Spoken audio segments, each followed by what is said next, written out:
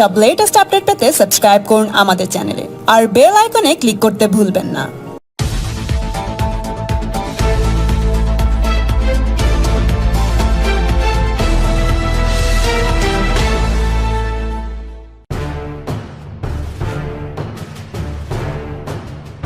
খুবই ভালো লাগছে।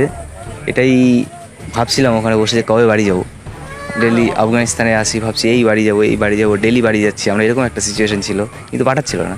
বাট অবশ্যই বাড়ি এসে খুবই ভালো লাগলো। ওখানে পরিস্থিতি বলতে বাইরের পরিস্থিতি খুবই খারাপ, ভেতরে আমাদের ওখানেও যে অবস্থা মনে হয় না কিছুদিন থাকবে, কিছুদিনের মধ্যেই সব বন্ধ হয়ে যাবে। তো পরিস্থিতি ওখানেও তেমন একটা ভালো না।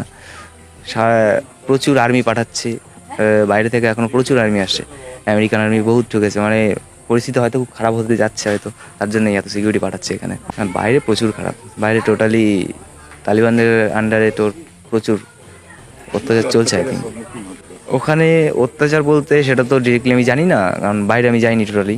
তো শুনেছি যে মহিলাদের ওপরে প্রচুর রেস্ট্রিকশন আছে, যে এই করা যাবে না, তারপরে ওরা স্কুলে যেতে পারবে না। বাট সেগুলো আমি শিওর জানি না, বাট এইসবই আমার জানা আর কি।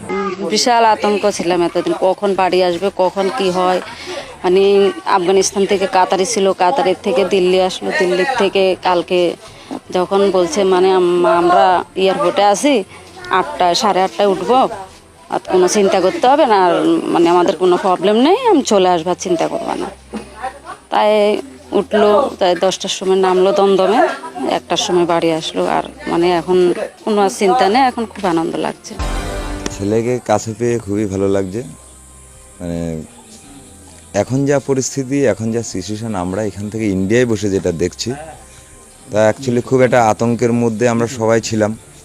মানে কখন কি হয়।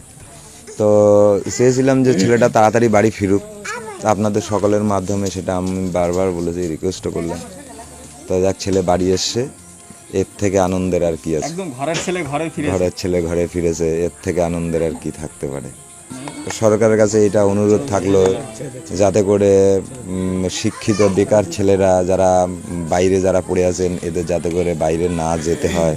তার জন্যে আমি ব্যক্তিগতভাবে সরকারের কাছে রিকোয়েস্ট করব, যাতে একটা কর্মসংস্থানের জায়গা সরকার জন্য করে দেওয়া হয়। এটাই আমার বিনীত অনুরোধ সরকার।